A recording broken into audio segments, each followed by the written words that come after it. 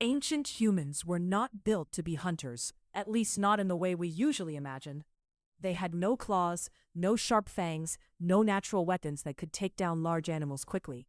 And compared to most predators, they were physically weaker, slower, and far more vulnerable.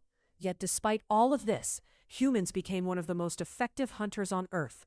And the reason wasn't strength or speed. It was something far more unusual. Something almost no other animal relies on in the same way. And that is endurance. Because humans can do something that most animals cannot sustain. They can run for hours without stopping. Not fast, not explosively, but consistently. And that consistency changes everything. Because animals like deer or antelope depend on short bursts of speed to escape danger.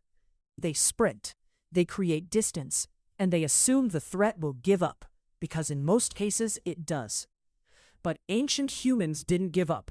They kept moving, following, tracking, step after step, even when the animal disappeared from sight. They relied on signs, footprints pressed into the ground, broken plants, disturbed soil, subtle changes in the environment that revealed where the animal had gone. And this process required patience, awareness, and an incredible understanding of nature. Because the hunt was not a chase in the traditional sense. It was a slow and controlled pursuit, one that could last for hours under the heat of the sun. And this is where the human body reveals its hidden advantage. Unlike most animals, humans sweat efficiently, allowing them to regulate body temperature while running, preventing overheating, while many animals rely on panting, which becomes less effective during sustained movement, and as the animal runs, it begins to overheat, its energy drains, its muscles weaken, and eventually it is forced to stop, not because it has been caught, but because it cannot continue.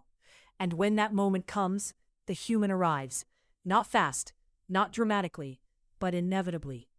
And this method, known as persistence hunting, is one of the oldest hunting strategies ever used.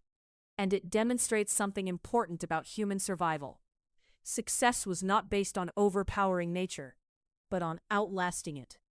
And this endurance was only one part of the system. Because humans rarely hunted alone. They worked together, coordinating movements, sharing information, and increasing efficiency. Some individuals would track, others would move ahead to cut off escape routes. And this level of cooperation allowed humans to control the hunt in ways that individual predators could not. Single human may struggle. A group could create pressure from multiple directions, guiding the animal toward exhaustion or into difficult terrain.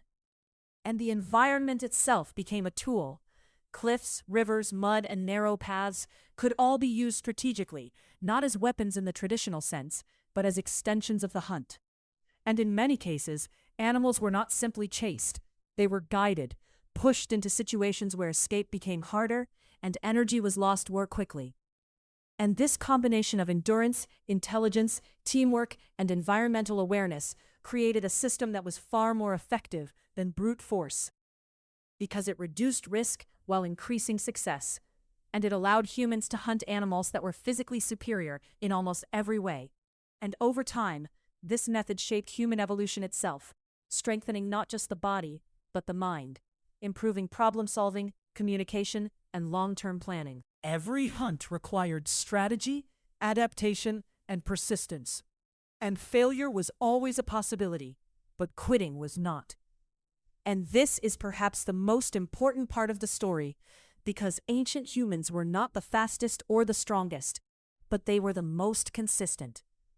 They could continue when others stopped, endure when others failed, and adapt when conditions changed.